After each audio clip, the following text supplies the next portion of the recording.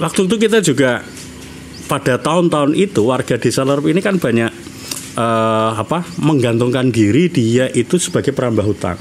Oh, perambah hutan. Ya, mulai dari membuat berburu kayunya di hutan lindung itu untuk arang, untuk dijual macam-macam. Kita juga khawatir juga. Ini bagaimana ini nanti gunung ini lestari. Sehingga waktu itu kita bikin tagline, kita tunggu gunung kudu warak hari itu.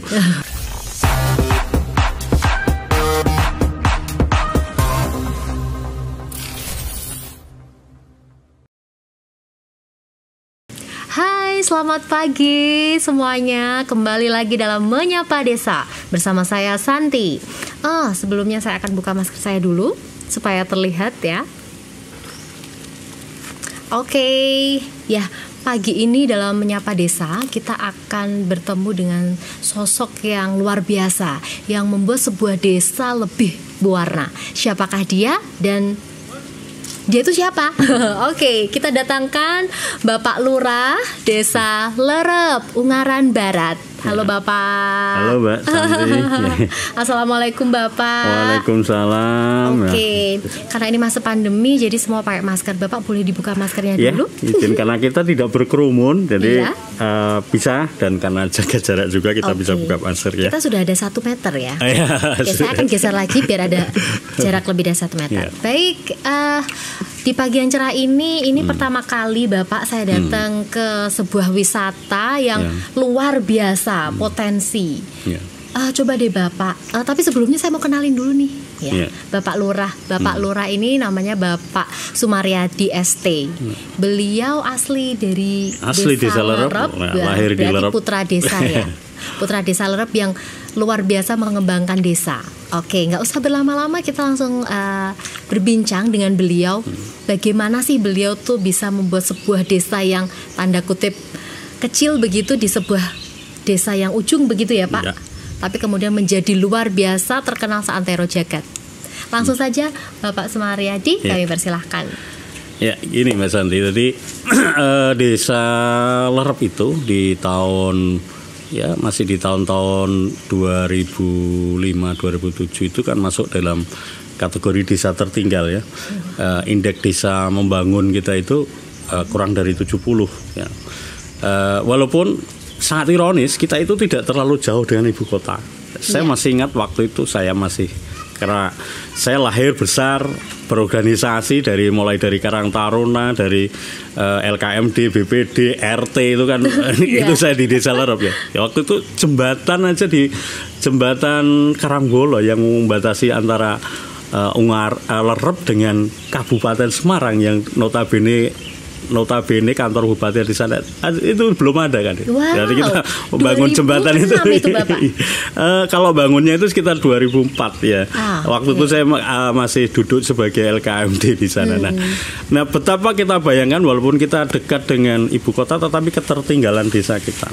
Nah, berangkat dari sana kemudian saya 2007 itu menjadi kepala desa, kita inventarisasi.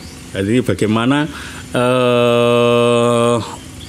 desa ini bisa bangkit karena dengan berbagai potensinya. Ya. Waktu itu jujur saya belum mengenal yang namanya desa wisata. Tetapi ketika awal-awal menjabat di tahun 2007 itu ada permasalahan di tingkat warga. Permasalahannya itu begini. Dusun Indrokilo yang paling tinggi itu kan banyak populasi ternak di sana. Nah, begitu ada populasi ternak, ini kan jadi satu huniannya sama warga. Satu rumah ya, kita biasa kalau zaman dulu itu sini rumah kamar makan, sini kandang sapi, itu kamar mandinya baru belakang gitu ya. Itu jadi satu. Nah, tetapi yang saya lihat ini ada dampak lingkungannya karena kotoran baik urin sapinya, kotoran itu kan banyak ngalir ke bebas itu aja, akhirnya mengotori sumber air yang ada di dusun di bawahnya, di dusun Lerep. Nah, itu kan menjadi gejolak. Nah, dari situ kita musyawarahkan, kita pikir, ya sudahlah, waktu itu kita putuskan untuk bangun sebuah lokalisasi. Ya, tapi ini mohon maaf lokalisasinya benar-benar ya. Kata lokalisasi itu kan mau lokalisir. Ya, Pak, ya. Kalau lokalisasi sehingga yang dikenal itu ya sapi-sapi yang ada di warga ini kita lokalisir di tanah desa. Kita perdeskan waktu itu kita masukkan di dalam. Jadikan satu begitu. Ya, jadikan satu. Nah, Jadi dijadikan satu di sana. Satu sebenarnya tujuan pertama itu adalah kesehatan lingkungan. Kesehatan lingkungan, bagaimana drainase bersih, rumah warga bersih dan sebagainya. Kita masukkan jadi satu di kandang lokalisasi atau kandang komunal lah gitu. Nah, dari kandang komunal itulah akhirnya membawa implikasi berkah, lajunya startnya menjadi desa wisata Lerep. Wow, ya. Dari lingkungan yang kemudian berubah menjadi desa wisata. Ya. Gimana tuh Pak? Jadi begini, waktu itu kita juga pada tahun-tahun itu warga desa Lerep ini kan banyak menggantungkan diri dia itu sebagai perambah hutan. Oh, perambah hutan. Ya, mulai dari berburu kayunya di hutan lindung itu untuk arang, untuk dijual macam-macam. Kita juga khawatir juga. Ini bagaimana ini nanti gunung ini lestari. Sehingga waktu itu kita bikin tagline, kita tunggu gunung kudu wareg itu. Tunggu gunung kudu wareg itu artinya gini. Kita orang-orang yang tinggal di lereng gunung ini bagaimana sejahtera. Wareg itu dalam makna luas di daerah situ. Karena kalau warga daerah lereng gunung ini tidak sejahtera, ini akan bahaya ini. Apa yang ada di hutan ini akan dihabisi kan gitu. Untuk makan, untuk keperluan makanan. Nah, sehingga disitulah dari permasalahan lingkungan, kemudian permasalahan kita takut bahwa lereng Gunung Ungaran ini nanti akan rusak, kita buat kandang komunal itu. Kandang komunal tujuannya apa? Masyarakat itu nanti bisa dia punya hasil itu yang cara wong desa iki kudu duwe hasil harian. Hasil hariannya apa? Dari susu sapi perah. Kudu duwe hasil mingguan. Hasil mingguannya apa lah? Ini ternyata setelah kandang ini jadi satu, ini kotorannya kan jadi satu. Nah, kotoran jadi satu, ini kita jadikan di sana biogas. Nah, ketika ini jadi biogas, bahasa Jawanya itu ampasnya dari kotoran ini kan sudah terbebas dari gas metan ini. Ini bisa langsung diaplikasikan menjadi pupuk. Nah, dia bisa jualan pupuk, bisa jualan gas. Nah, itu kan pupuknya itu bisa mingguan, kalau gasnya ini bisa bulanan, karena dari situ kita bangun sebuah digester, kemudian kita alirkan ke penduduk-penduduk. Wow, tunggu Bapak, kayak ini menarik sekali. Ada biogas juga yang di situ, dan bagaimana dengan sumber daya alam Pak? Sumber daya manusia yang ada di desa Lerep. Apakah kemudian biogas ini yang dari ciptaan warga atau Bapak menggandeng siapa begitu? Jadi begini, waktu itu kita menggandeng ya banyak. Ketika kita membuat proposal ini Tunggu Gunung Kudu Wareg ini, tagline ini sampai seantero lah. Wow. Kan gini. Begitu ini pertama kita dikawal oleh waktu itu Yayasan Bintari. Ya, mereka konsen kepada lingkungan, perubahan iklim dan sebagainya. Mereka adalah ngambil sampel karena kebetulan saya ada teman di sana kan. Nah, habis itu dibantu promosikan sama dia. Kemudian dari Friend of Earth dari Jepang itu masuk juga, mereka datang ke sini. Kemudian dari GIZ dari Jerman kan gitu masuk. Nah, dia bermula dari tagline Tunggu Gunung Kudu Wareg itu. Kemudian kita kelola. Tunggu Gunung Kudu Wareg. Tagline-nya baik sekali. Nah, dari situlah, dari Tunggu Gunung Kudu Wareg, bagaimana berusaha untuk orang-orang yang di lereng gunung ini pokoknya dia hidupnya sejahtera. Ya, tadi salah satu jawabannya yaitu tadi kandang komunal. Kenapa harus kandang komunal? Karena warga gunung, walaupun warga gunung, ternyata warga kami itu ada yang dia itu hanya punya rumah tinggal tapi tidak punya kebun, tidak punya sawah, itu ada. Hanya bergantung pada ternaknya itu. Kalau semula hanya hasil hutan. Karena dia hanya punya tanah yang ditempati saja. Baik. Ketika kita dari tanah desa kita buat lokalisasi, karena saya siapkan lahan 2 hektar di sana, warga itu tinggal ini metak, saya buat kandang. Jadi yang mereka yang nggak punya hasil itu buat kandang. Nah, habis itu kita itu waktu itu terlalu berani ya. Kita ngambil ada fasilitas program pemerintah. Awalnya 2007 saya bikin sertifikat massal itu. Nah, ini karena apa? Tujuannya untuk mengakses modal. Karena program pemerintah waktu itu awal-awal itu adalah kredit ketahanan pangan dan energi. Ini kan kalau dengan bank biasa itu kan jauh, karena dia hanya sekitar 3%-an. Nah, itu kan disubsidi dan enak ngangsurnya kalau tahunan kan gitu. Waktu itu pertama awal ngambil kata satu kelompok 300 juta, lolos lunas ngambil 1 miliar kan gitu. Nah itu tujuannya apa? Warga-warga yang tadinya tidak punya tanah, tidak punya kandang, nah mereka berani ngambil di sana, akhirnya ini sampai jadi anak beranak. Nah itulah maka mereka sekarang sudah bisa menggantungkan hidupnya dari susu yang bisa dia setiap hari, dari biogas yang bulanan, pupuk kompos yang mingguan, tahunannya adalah dari anakan sapi. Wow, bisa beranak pinak begitu ya Pak ya. Nah dari situ apa yang kita lakukan di sana? Biogas kita piara, kemudian apa itu makanan-makanan yang perlu awetan ketika di musim kemarau siapkan dan sebagainya. Kemudian memanfaatkan celah-celah hutan itu untuk tanaman hijauan rumput tanpa mengganggu batangnya yang besar. Nah itulah maka memperoleh simpatik sorotan dari dunia, termasuk yang saya sampaikan itu tadi. Mereka berkunjung ke sini, kemudian mereka membawa relasi-relasinya, bawa nginep di sini. Investor begitu ya Pak ya? Bukan investor, rata-rata pecinta lingkungan. Oh, pecinta lingkungan. Nah, ketika mereka di sini itu saya bingung waktu itu nginapnya di mana? Paling di rumah saya, di rumah Pak Kadus dan sebagainya. Nah, dari situlah tahun 2015 akhirnya saya ngobrol sama Dinas Pariwisata, itu bisa dibuat menjadi paket desa wisata gitu. Wow, nah dari situ saya baru ngeh gitu. Nah, banyak pengunjung, kemudian banyak bekerja sama gitu. dengan pihak. Karena waktu itu kan pariwisata. Yang nginepnya mesti di rumah-rumah pamong saja kan. Iya. Nah rumah pamong. Nah, setelah kami mendapat sosialisasi dari Dinas Wisata, akhirnya kita paketkan menjadi desa wisata. Nah, kadang kan orang awam itu bingung, Lerep itu punya apa kok bisa menjadi desa wisata? Ternyata desa wisata dan tempat wisata itu jauh beda kan, gitu. Nah, desa wisata itu mereka ngalami aja hidup bareng di masyarakat, nginap di alam pedesaan, menikmati pemandangan, kemudian karena mereka nginap di sini dan sekarang kalau dulu hanya di rumah saya dan di rumah pamong lainnya, sekarang di sini kan sudah ada homestay. Nah, sudah ada 62 homestay di desa Lerep ini gitu. Jadi mereka bisa nginap di rumah-rumah warga itu. Nah, mereka bisa ngambil paket itu mengikuti kehidupannya warga atau inangnya homestay. Oke, berarti kita nggak bisa milih kayak hotel bintang 5 gitu ya Pak? Oh, nggak bisa. Jadi kalau tergantung dari warga masing-masing. Wisata desa wisata itu kan wisata minat khusus, dan mereka itu memang yang sudah rasanya penat hidup di kota dengan bingar-bingarnya bising, polusi itu kan. Mereka itu kita masuk di desa ini, aduh dayanya seger, hawanya sejuk. Nah, dan terus mereka itu kalau tamu yang dari Jepang itu, mereka itu bahagia di sini tuh apa? Ketika melihat tetangga itu minta daun singkong tetangganya. Itu saling berbagi ya, kan Pak, gitu. Ya? Nanti ada yang antar panen pisang itu diantaran ke sana.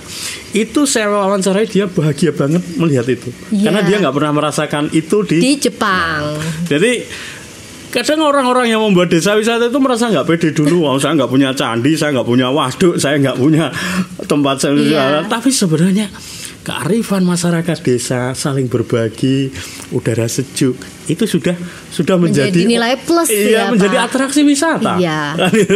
Jadi bagaimana mereka berbincang dengan bahasa Jawanya, bahasa alus gitu nggak Pak, promonya itu malah menjadi daya tarik ya.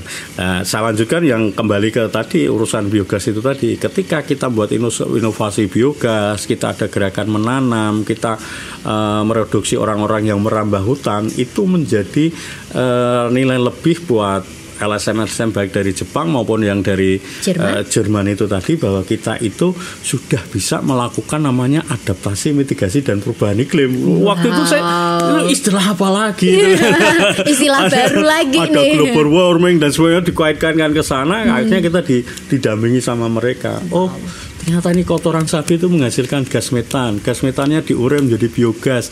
Aman ini buat lapisan atmosfer, lapisan ozon ini sudah bisa menjaga luar biasa, begitu. Ini petaninya sudah mulai bergeser dengan pupuk-pupuk organik dari hasil kotoran itu kan gitu. Nah, ini berarti ini yang pupuk-pupuk itu menghasilkan gas amonia, ini juga berbahaya, membentukkan rumah kaca kan itu. Nah, akhirnya itu di-block up sama mereka. Nah, dari hasil block up mereka itulah kita tertolong, banyak yang berkunjung, banyak paketan-paketan. Nah, akhirnya kita kemas paketan, bagaimana paket memerah susu, bagaimana membuat olahan susu kan gitu. Jadi itu tadi yang nginap di sini, kalau mereka kebetulan tuan rumahnya itu apa itu deres. Jadi di sini kan banyak pohon deres karet. Ya, deres itu adalah pohon karet yang kemudian diambil getahnya, begitu ya Pak? Itu kalau deres karet, kalau sini deres aren. Oh, deres aren. Jadi beda-beda nih. Beda. Deres itu ngambil apa ya? Ya, getahnya juga. Begitu. Nah, itu kan namanya kan kalau di sini ki legen itu loh. Muncul legen itu nanti diolah menjadi gula aren. Gula aren yang luar itu kan biasa menjadi, manisnya. Ya, manis konon enggak ceritanya itu. Kalau dari apa yang kena diabetes itu katanya aman di sana, karena proses pemanasannya kan beda kalau gula tebu. Kalau gula tebu itu kan pemanasannya katanya 700 derajat. Kalau gula aren ini kan cukup paling mungkin sampai mentok 200 derajat, sehingga katanya itu kalau ini kita Bu serahkan ahlinya, sehingga itu pun menjadi kita branding khasiat gula aren itu menjadi oleh-oleh yang ada di desa wisata salah Lerep satunya. ini. Jadi kalau teman-teman mau ke desa Lerep, jangan lupa beli gula arennya. Pak Lurahnya aja kopinya manis. Juga, jangan lupa ya. Gula arennya apa lagi kan gitu. Ya, mungkin Pak Lurah bisa diceritakan kembali begitu terkait dengan paket-paket yang sudah ada, bagaimana dengan perekonomian yang ada di masyarakat. Ya. Jadi gini, kami itu punya sumber daya alam, tapi kami sangat terbatas terhadap sumber daya manusia. Ya, kami sadari itu. Lah sehingga kami itu memberanikan diri gitu loh. Kalau di desa-desa lain itu mungkin kedatangan, bahkan ada kedatangan dari KKN pun itu kan ditolak. Stop Bapak, berhenti di KKN. Pertama kali KKN di sini kita kan nggak tahu ya Pak ya. Siapa sih yang tadi yang pertama mencetuskan adalah kerjasama dengan pihak Jepang, kemudian Jerman, begitu. Nah, Bapak tadi menyebutkan ada kontribusi dari mahasiswa KKN. Mahasiswa mana sih Pak? Jadi gini, kita kan yang satu visi misi ini kan dengan kampus konservasi itu kan UNES ya. Karena kita kan tujuannya sama di sini, kita mau konservasi. Kan, ya. Nah, sehingga saya memberanikan diri melamar ke sana. Jadi kalau di lain itu yang lain itu mendapatkan itu. Kalau saya datang ke kampus, tolong terjunkan mahasiswa itu untuk berkolaborasi dengan pemerintah desa, bagaimana mewujudkan konservasi di Gunung Ungaran, sekaligus itu tadi Tunggu Gunung Kuduwarek. Tunggu Gunung Kuduwarek, kita menjaga lingkungan ini, gunung ini lestari, tetapi itu tadi ekonomi masyarakat tetap berjalan gitu. Jangan sampai itu tadi yang tunggu gunung ini kelaparan tunggu begitu gunung, ya Pak. Wong tunggu kok ini akan makan yang ditunggu kan. Iya.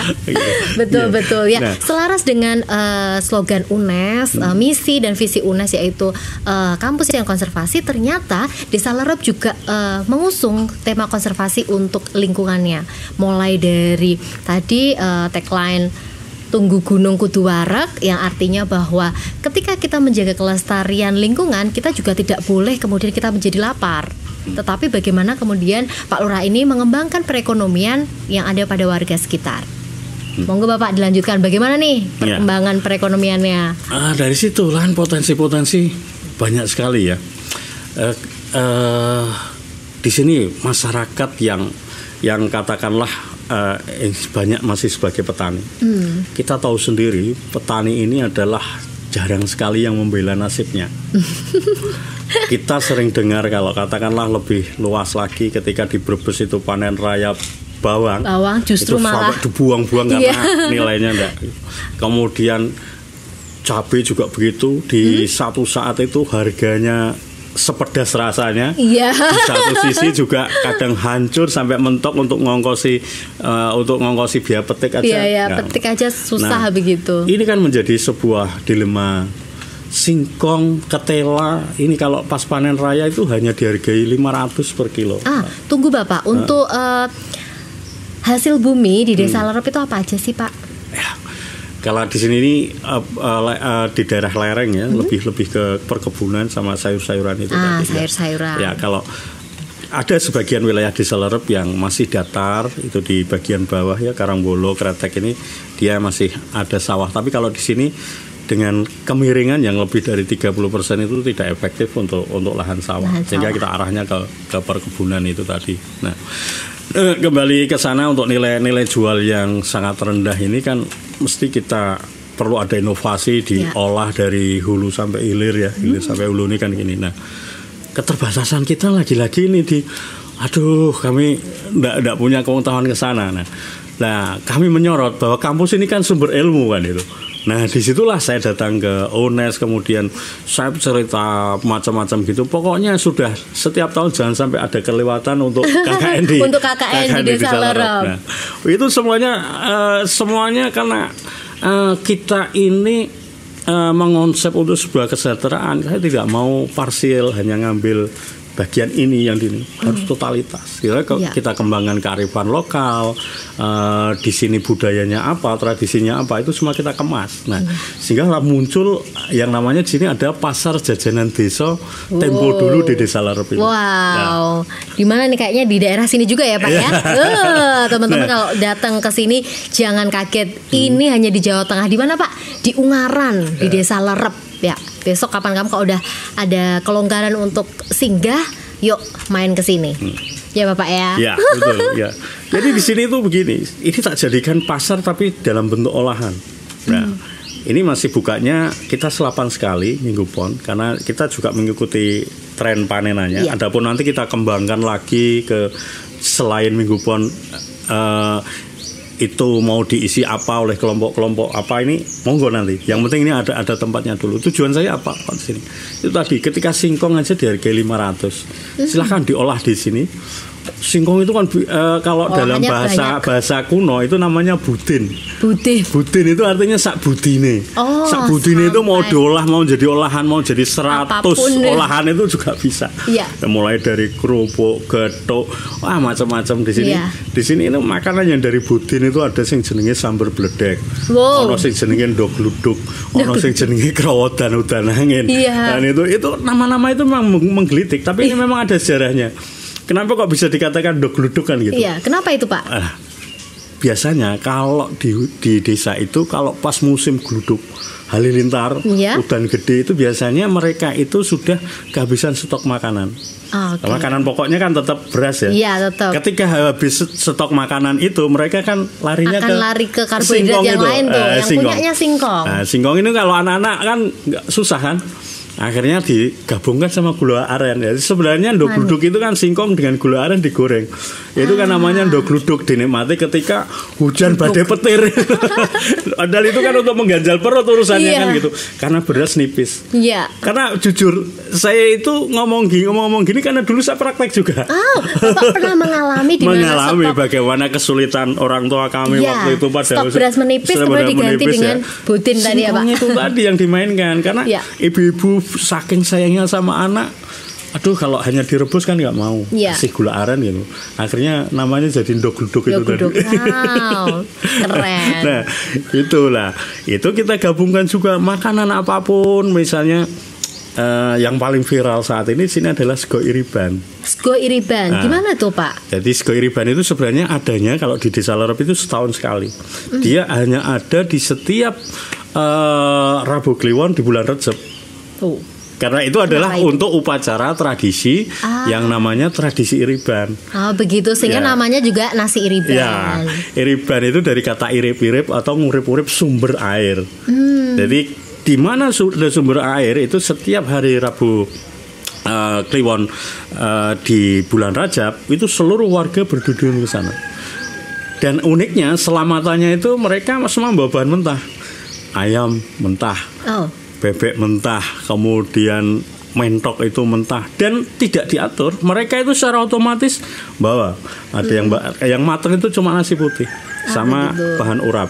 Nah, di pesta ritual iriban ini mereka mengharap melestarikan sumber air, sebagian membersihkan lingkungan sumber air, sebagian menanam yang di sekitar sumber air, kemudian yang lainnya itu menyiapkan hidangan. Hidangan itu kan di sana unik sekali kan. Tumpukan kayu dibakar seperti api unggun, kemudian hewan-hewan tadi setelah didoakan disembelih di sekitar sumber mata air, semua dipanggang ke sana. Kalau satu event itu ratusan ayam ada di sana. Wow. Nah ini semuanya dipanggang dan sayurnya itu ngambil setempat, ada daun kopi yang muda, kemudian daun kuto, daun cikracik di sana itu gitu ya, masukkan Pak, ke dalam potongan bambu. Ini dicampur dengan jeruan ayam itu tadi. Wow. Kemudian ini dibakar juga di lemeng. Jadi sayurannya itu tidak direbus, tapi di lemeng. Nah, dibakar sehingga ada aroma sangit-sangit sama ayam kerenges-kerenges itu. Nah, ketika kita mengajak orang luar untuk salah satu contoh misalnya anak KKN kebetulan pas ada agenda itu, mereka lah jadi berpikir lah jadi mengolah, Pak. Ini bagi orang luar ini tradisi ini istimewa, Pak. Ada bakar-bakar langsung di tepi sungai, kemudian pohon-pohonan yang masih rindang, kemercik air dan sebagainya. Suasana itu bagi mereka yang baru pernah mengikuti itu, ini keren loh Pak, ini keren loh Pak. Kan anak-anak muda kan inovasinya banyak. Iya, karena anak muda sekarang lebih senang dengan gadgetnya, dia udah lupa dengan lokasi sekitar. Ternyata ketika disuguhi tradisi itu, mereka wow keren sekali begitu. Nah habis itu muncullah, kalau begitu ini, lah ini kalau orang mau kangen, mau menikmati hidangan ini bagaimana? Lah itulah kita hadirkan di pasar jajanan desa ini kan gitu. Wow, keren sekali ya, Pak Sumaryadi. Ini tadi Bapak kan menyebutkan bahwa Bapak ini meminang UNES gitu ya. Waduh, UNES kan luar biasa sekali.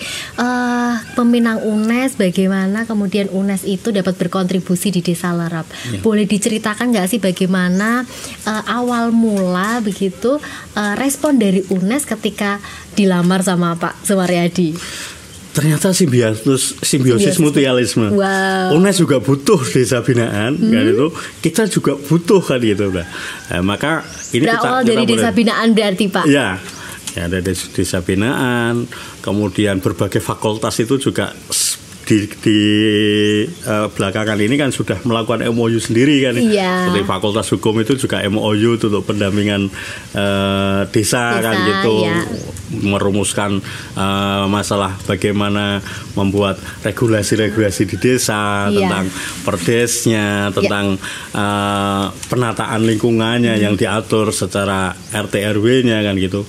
Kemudian yang lain-lain juga demikian kan, membina BUMDesnya dan sebagainya.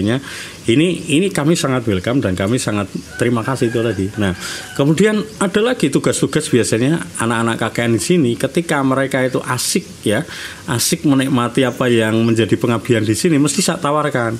Yuk, bagaimana kalau ini dilanjutkan melalui skripsinya kan gitu. Banyak loh yang anak-anak UNES yang lanjut di skripsi kan. Ada yang dulu ngambil geografi kan gitu. Geografi itu penelitiannya di kandang komunal itu, karena daerah sana kan juga karena lerengnya lebih tinggi dari sini kan rawan longsor. Bisa aja itu mereka konek-konekan itu untuk menjadi sebuah skripsi dan lolos juga kan gitu.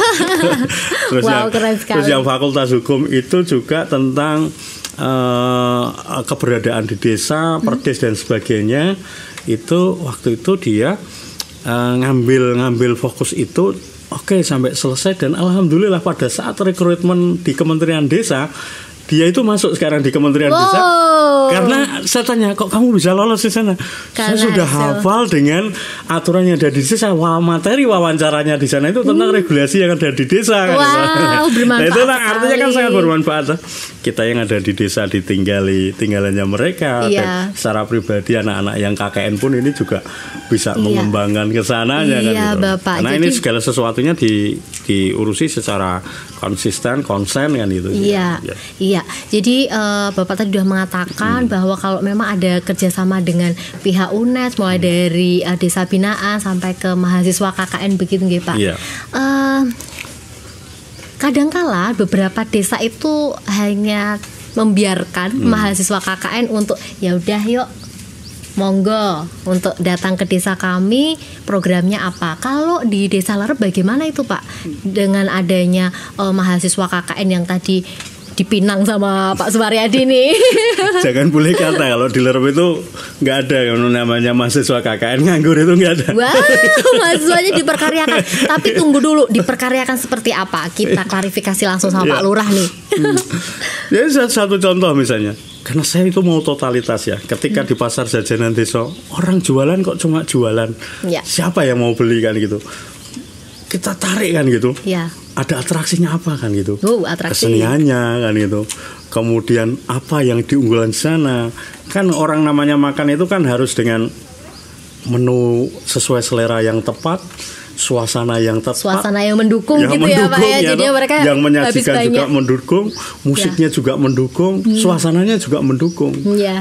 Ditambah dengan viralnya yang mendukung. Nah ini kan butuh totalitas, bukan hanya sekedar jualan telo itu kan enggak lah. Nah di sanalah ini mahasiswa ini berperan. Ini gimana tuh Pak? Nah, bidang kesenian misalnya. Biasanya saya mau kepengen di sini karena kita sudah punya gamelan, tapi anak minat gamelan, anak-anak muda ini kan tergerus. Saya biasanya kalau ada KKN yang survei sini, saya minta lengkap. Jurusan kesenian ada enggak? Hukum ada enggak? Ekonomi ada enggak? Ini apa enggak? Dan mereka itu sebenarnya dalam benak saya sudah mempunyai tugas masing-masing. Sudah disiapkan tugasnya ya Pak ya. Dan ini mereka itu biasanya kan gitu. Saya kepengen ada gamelan khusus itu menceritakan tentang Desa Lerep. Jadi tarian yang khusus tentang Desa Lerep. Mereka itu memang saya peras betul otaknya untuk kesana. Jadi dalam tempo 1 bulan itu dia harus bisa menciptakan karya-karya itu. Dan sekarang setiap ada event itu ditampilkan di sini. Wah keren. Tari Guyub Rukun, gamelan khas Desa Lerep kan itu. Berarti gamelan instrumen yang ada di Desa Lerep yang sering kita dengarkan itu hasil karya KKN Pak? Iya betul. Kan tari dewe kan gitu. Sampai Mars Desa Lerep itu yang diciptakan juga KKN. Congratulations. Yang kemudian mahasiswa KKN ini menjadi sangat sangat dekat begitu Pak dengan Desa Lerep ini. Tidak hanya ketika mereka KKN, tetapi setelah mereka selesai KKN juga mereka merasa memiliki Desa Lerep begitu. Sampai sekarang itu kontak-kontakan baik di Facebook, di Twitter itu kan masih media sosial ya Pak ya. Lagu dia itu kebetulan pas ada event dinyanyikan kemudian diupload sama warga Desa Lerep. Mereka itu pasti kirim komentar sangat bangga. Dan tentunya mahasiswa nggak sebegitunya ya Pak, dalam artian mereka tidak akan kemudian dah deh Pak saya akan membuat instrumen begitu, tidak, tetapi itu berkat arahan juga dari Pak Lurah bagaimana kemudian desa itu melihat potensi dari sumber daya manusianya. Mahasiswa KKN dari UNES. Tentunya mahasiswa KKN dari UNES ini kan sangat potensi ya Bapak. Ada yang dari FBS, dari bahasa dan seni, kemudian ada dari hukum, dari ekonomi gitu. Kemudian mereka diarahkan Bapak sehingga mereka menghasilkan sebuah karya di mana waktunya relatif singkat, 45 hari bisa menghasilkan instrumen, tarian. Dan lagu itu Mars Desa Lerep. Tapi itu berbagai angkatan. Makanya kan saya minta kan setiap angkatan ada, karena setiap angkatan pasti sudah ada tugas-tugas tertentu. Satu contoh misalnya ngambil sampel aja di banyak hasil peternak dari susu gitu aja nggak bisa diselesaikan satu KKN kok. KKN yang awal itu tugasnya apa? Sanitasi kandang yang betul. Belum sampai ke susu ya. Belum sampai ke susu. Yang punya susu dulu nih yang diurusin. Ya Pak ya. Kotorannya dulu yang pertama diurusin. Angkatan berikutnya kalau sudah jadi susu ini kan mohon maaf ya, petani itu menjualnya kan sangat murah. Iya betul Pak. Yang untung banyak itu kan di tingkat perdagangan itu kadang nggak fair. Saya itu kadang suka protes itu. Nah sehingga mau bagaimana sistem sudah terjadi ya, sehingga kita berupaya dari dalam aja. Jangan dijual susunya aja. Ayo diolah menjadi permen susu biar awet. Ayo menjadi dodol susu. Ayo menjadi yogurt kan. Dari produk misalnya satu produk aja dulu itu permen susu itu udah satu angkatan KKN. Itu kan satu produk aja. Habis itu barangkali kemasannya itu belum begitu konsentrasi, masih sedikit-sedikit. Coba kemasannya lebih itu kan nanti angkatan berikutnya selesaikan deh kemasannya ini. Karena kemasannya kurang menarik ini. Gimana nih biar minatnya pembeli banyak begitu ya Pak ya. Selesai kemasan, angkatan berikutnya mesti saya tugasi genono izin nih Pak. Tolong dibantu nih, didampingi warga kan itu. Biar warga itu juga biasanya itu takut gitu. Label halal, label PURT dan sebagainya itu kan biasanya kalau didampingi mahasiswa KKN itu penetrasinya lebih cepat ke dinas-dinasan gitu lah. Iya betul Bapak. Nah, muncul PURT-nya bingung lagi nih harus dijual kemana kan, berarti urusan marketingnya nih, bagaimana memasarkan online, bagaimana memasarkan di mana-mana ini kan, mahasiswa ini kan dia itu wawasannya luas. Ya, idenya banyak gitu. Ya Pak. Idenya banyak, gimana jualan nih gitu. Nah itu dari zaitun itu baru satu produk. Sebenarnya berapa produk nanti harus digarapkan itu. Yang terakhir karya KKN UNES itu kan yang keju mozzarella ini. Wow. Hey, di sini juga ada keju mozzarella. Ayo. Jadi datang ke sini ke Desa Lerep, nanti kita cari keju mozzarella. Tapi saya nggak mau jualan keju mozzarella doang. Harus ada turunannya dulu. Tunggu ya, nggak boleh nih. Di sini di pasar jajanan desa ini anak-anak muda bisa berkreasi bagaimana mereka jual kopi di sini diiringi musik oleh anak-anak muda. Kayak di kafe. Kemudian suguhannya ada pisang mozzarella, ada singkong mozzarella, ada umbi mozzarella, ada apa aja yang hasil produk yang diajarkan oleh anak-anak KKN. Ini yang sudah diproduk oleh masyarakat, semuanya bisa dijual sini tuntas dari hulu sampai hilir sampai sini. Sehingga perputaran ekonomi itu benar-benar berjalan di sini. Perekonomiannya berjalan dan ini nggak cuma makan aja ya Pak.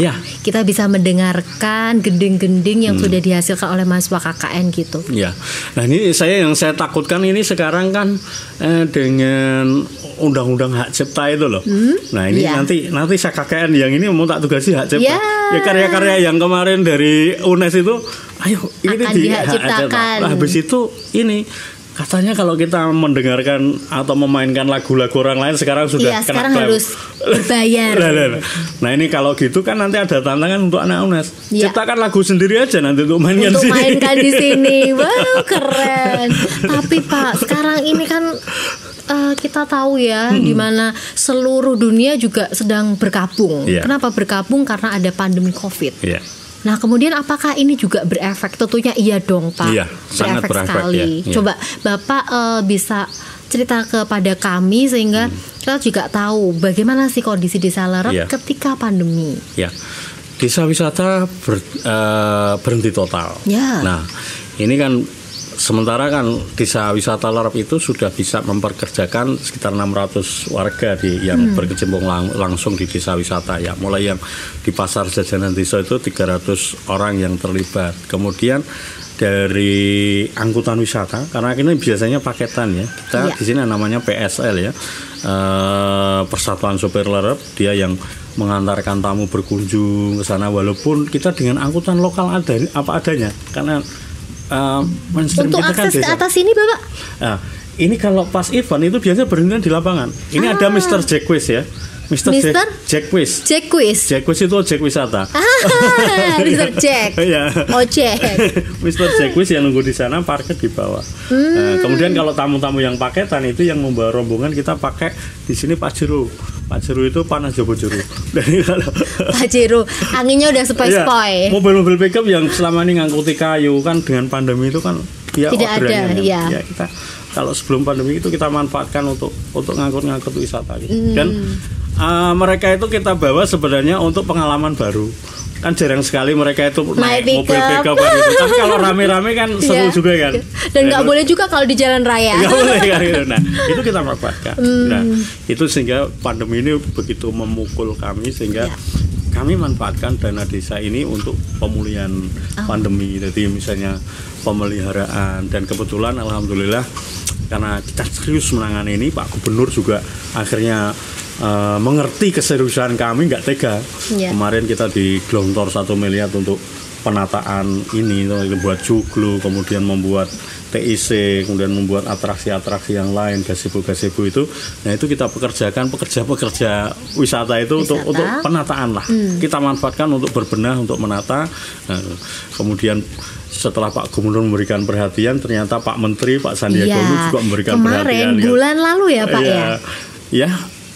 Mas di bulan Mei? April apa Mei ya? Saya lupa.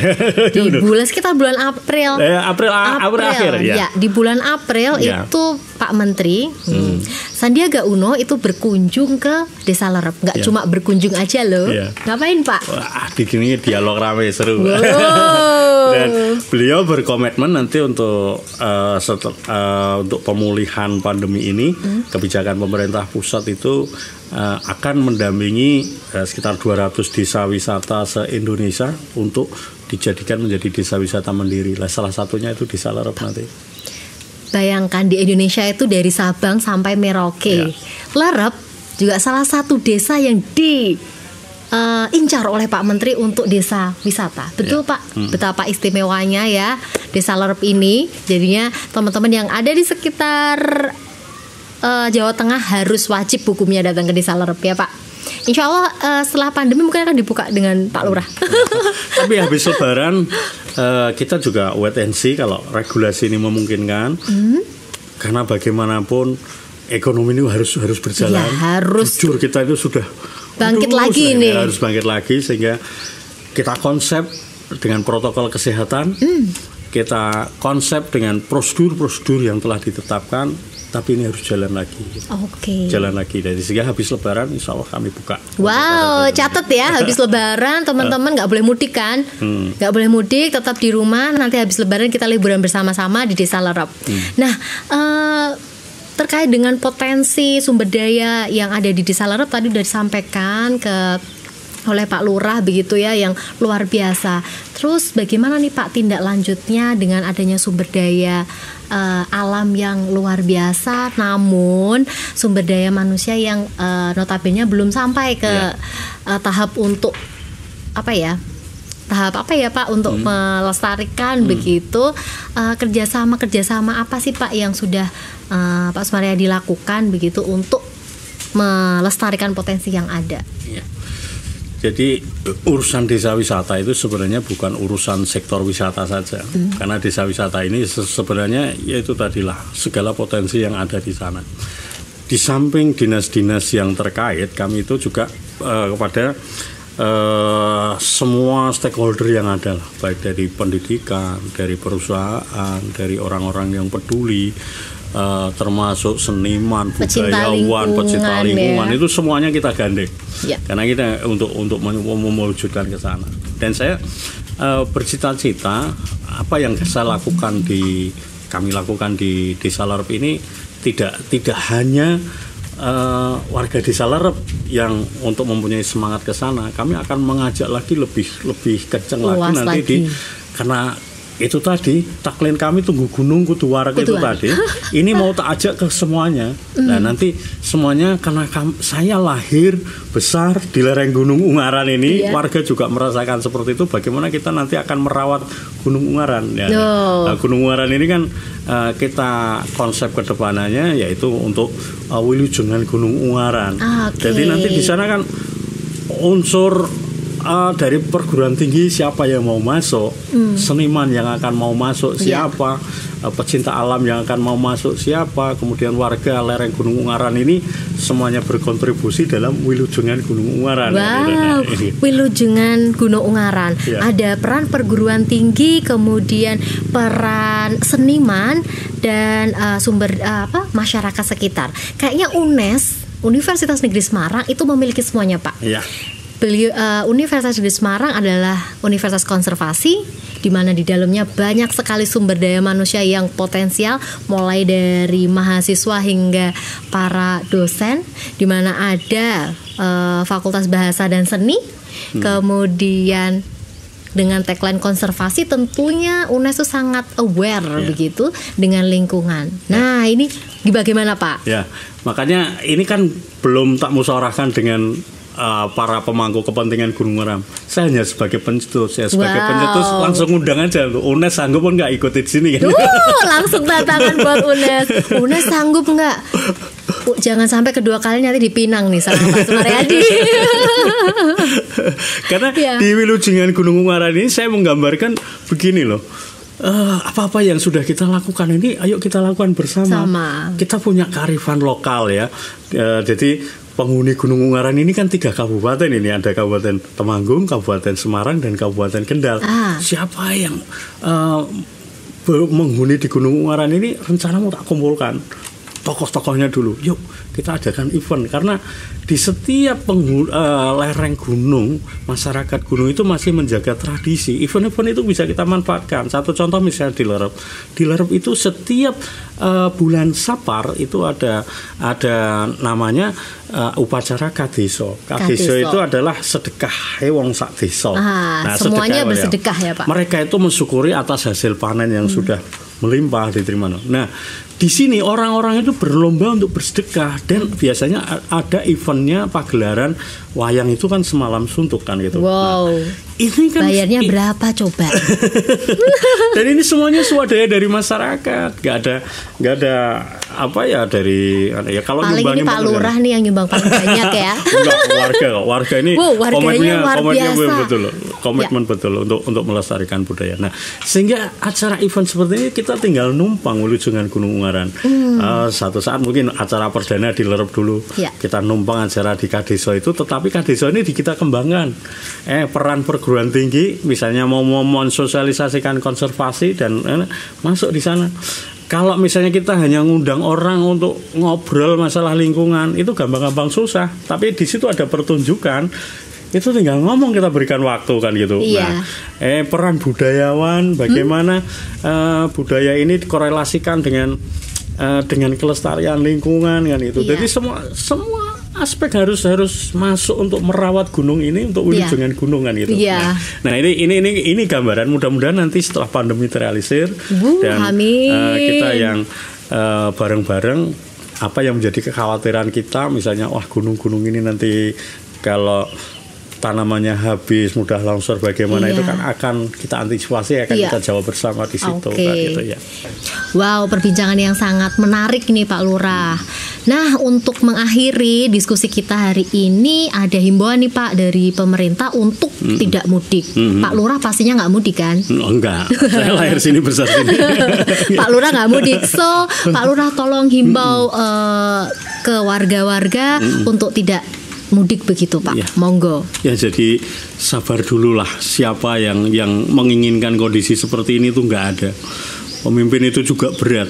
Ketika tidak menghimbau warganya untuk tidak mudik, kalau terjadi apa-apa pasti disalahkan. Tapi menghimbau juga banyak yang nggak rela. Tapi sabar, bahwa semua itu pasti ada akhirnya. Nggak mungkin terus-terus akan seperti ini. Jadi sabar untuk tahun ini, ya. Karena kita tidak tahu, kita di perjalanan membawa virus kemudian nyampe kepada orang-orang tercinta tersayang kita, tidak tahu. Sekarang zamannya sudah zaman modern, video call udah cukup, sabar aja, video call. Jadi nggak perlu mudik ya. Yang di Desa Lerep silakan menikmati Desa Lerep lah. Kita bersenang-senang sini, udara sejuk dan sebagainya. Monggo, ini fasilitas masyarakat yang ada di Embung, manfaatkanlah. Bawa tikar sana, makan bareng di sana sama keluarga, nggak apa-apa. Tapi yang penting kalau cintai keluarga yang ada di jauh di sana, nggak usah mudik dulu, sudah kita di Lerep aja. Di Lerep ini indah ya. Oke, buat warga Desa Lerep yang ada di luar kota, video call dulu ya, sabar, kata Pak Lurah, semua ada akhirnya. Terima kasih sekali untuk diskusi kita hari ini, di mana Desa Lerep adalah desa wisata yang menggait tidak hanya dari masyarakat sekitar, namun menggait dari lingkungan yang ada. Contohnya dari mahasiswa KKN UNES yang selalu berkontribusi setiap tahunnya, yang sudah dipinang sama Pak Sumaryadi tentunya. Dan Pak Sumaryadi tidak hanya mereka datang kemudian mereka melakukan program, tapi disinkronisasikan dengan program-program yang ada di lingkungan Lerep. Ya Bapak, kita lanjutkan besok lagi nih. Saya masih mau tanya tentang embungnya yang luar biasa, tapi besok lagi karena keterbatasan waktu. Saya ucapkan terima kasih sekali lagi Bapak. Sama-sama. Semoga kita bisa berbincang lagi dan menyapa desa dengan kita viralkan lagi begitu. Ya, terima kasih Bapak sekali lagi. Terima kasih. Salam hormat semuanya untuk UNES, keluarga besar UNES. Terima kasih. Ya. Oke, begitu bincang-bincang kita hari ini. Kita bertemu di lain kesempatan di Menyapa Desa. Bye.